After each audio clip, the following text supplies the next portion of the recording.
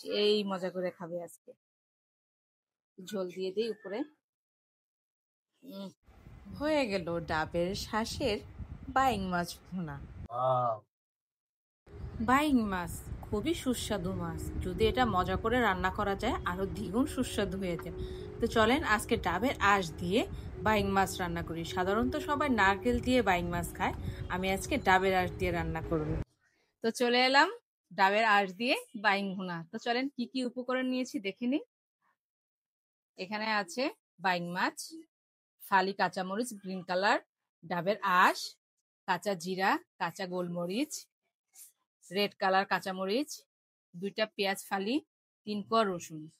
এখন এই উপকরণগুলো ব্লেন্ড করে নিব, শুধু কাঁচামরিচ ফালিটা আর মাছটা ছাড়া। চলেন আজকে আর বাটবো না, যেহেতু এখানে রোয়া রোয়া আছে ডাবের আঁশগুলো, এটার জন্য আজকে ব্লেন্ড করে নিব। আর হ্যাঁ, সাথে তো ধনিয়া পাতা আছেই।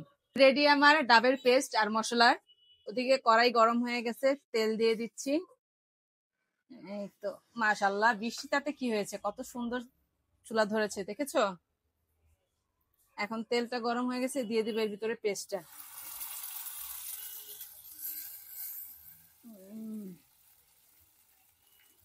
খুব সুন্দর পেস্ট হয়েছে। সবগুলো পেস্টই দিয়ে দিলাম, দেখছো। হ্যাঁ, এই যে মশলাটা একটু ভালো করে ভাইজা নিতেছি। আর পেস্টটা দেখো একে কত সুন্দর হয়েছে পেস্টটা, মাশাআল্লাহ। হ্যাঁ, রান্নাটা কি মজা হবে গো ইনশাআল্লাহ। হওয়ার কথা। দেখি তোমার কথা অনুযায়ী আমি তোমার মজা করে রান্না খাওয়াইতে পারি কিনা। এখন এর ভিতরে দিয়ে দিব হচ্ছে গুঁড়া মশলাগুলো। আমি সবসময় গুঁড়া মশলা দিতে গেলে সবসময় আগে মরিচের গুঁড়াটা দিই, তারপরে দেই হচ্ছে হলুদের গুঁড়া, তারপর ধনিয়া, তারপর হচ্ছে জিরা, আর কালকে লবণ। আর হলুদের গুঁড়াটা মনে হইতেছে একটু কম হয়েছে, আর একটু দিয়ে দিলাম। আর ঝাল কিন্তু আমি গোলমরিচ দিছি, ঝাল এটার জন্য আমি অল্প দিলাম প্রথমে, লাগলে আবার দিব। আবার কাঁচামরিচের ফালি তো আছেই। হ্যাঁ, কালার কিন্তু আপনার মশলার কালারটা এরকম হালকাই আসবে, লাইট কালারই আসবে। এখন একটু পানিটা দিয়ে দিলাম, এটা মশলার পানি ছিল। মশলাটা প্রায় হালকা ভাজা হয়ে গেছে, এখন মাছটা দিয়ে একটু ভালো করে কষাই নিব। চলেন, দেখো উপরে কিন্তু তেল উঠতেছে, আরো তেল উঠবে যখন মাছটা দিয়ে কষাবো। তখন দিয়ে দিলাম মাছটা, একটু ভালো করে মশলাটা মিশাই দিই। কি গো, গ্রান পাও না আজকে? পাইতেছি তো। কি গ্রান পাও আজকে? রান্নাই হয় নাই, সেই স্বাদ পেয়ে গেছে সে। তাহলে খাইলে কি হবে। এখন আবার আর একটু পানি দিয়ে একটু ভালো করে কষাই নিব মাছটা। মশলা দিয়ে যত কষাবো মাছটা, যত মশলা ঢুকবো ভিতরে, ততই খেতে বেশি ভালো লাগবে, ঠিক না? কষাই আবার আসতেছে, মাছটা প্রায় কষানো হয়ে গেছে। এখন এটার ভিতরে পানি দিয়ে পুরোপুরি রান্নাটা করে নিব। দিয়ে দিলাম পানি, এখন একটু পানিটা দিয়ে ভালো করে একটু নাড়া চেড়া ঢাকনা দিয়ে ঢেকে দিব, বাস রান্না হয়ে যাবে। পানিটা দিয়েছিলাম, বলক আসছিল, তো এখন এটার উপরে দিয়ে দিব হচ্ছে কাঁচামরিচ ফালিটা,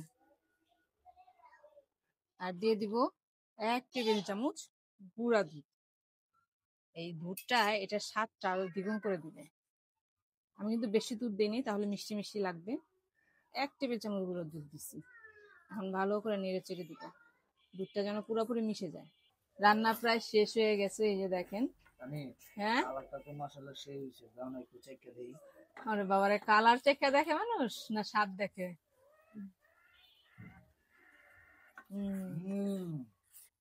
সাধারণ ভাত দাও তাড়াতাড়ি।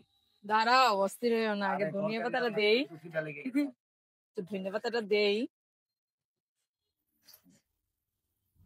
ধনিয়া পাতাটা দিয়া সুন্দর একটা ধোয়া উঠতেছে লাকড়ি চুলায়।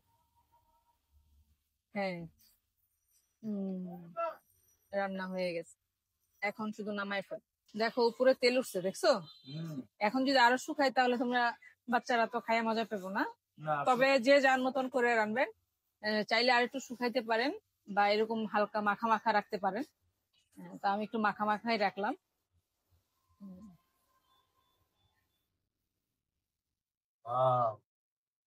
গরম ধোয়া না? কয় প্লেট ভাত খাবা গো? মাছের যে একটা ঘ্রাণ বাইঙাছে নারকেলের। কয় প্লেট ভাত খাবা আজকে?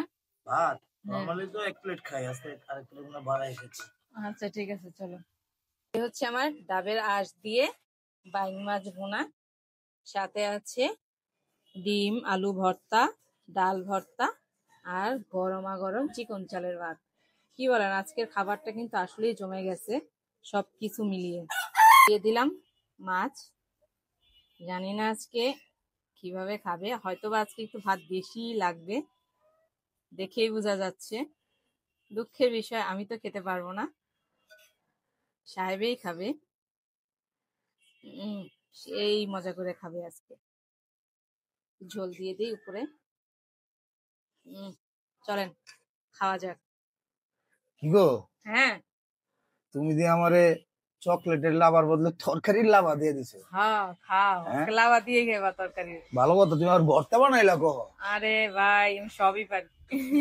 ভর্তা তো আমি বানাইতে দেই না, আমি জানি তুমি বাইং মাছ রান্না করছো নারকেল দিয়া। ডাবের আঁশ, নারকেল না।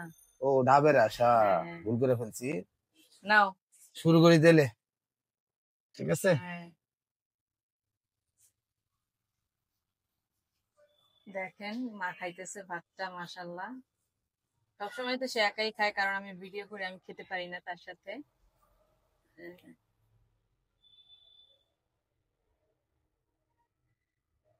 মাছটা ভাঙা দেখি কি অবস্থা, ভিতরে মশলা ঢুকছে কিনা। দেখো মাশাআল্লাহ, দেখো একদম মশলায় ভরপুর। দেখো তো লবণ হয়েছে কিনা, মাছের ভিতরে লবণ গেছে কিনা দেখো তো।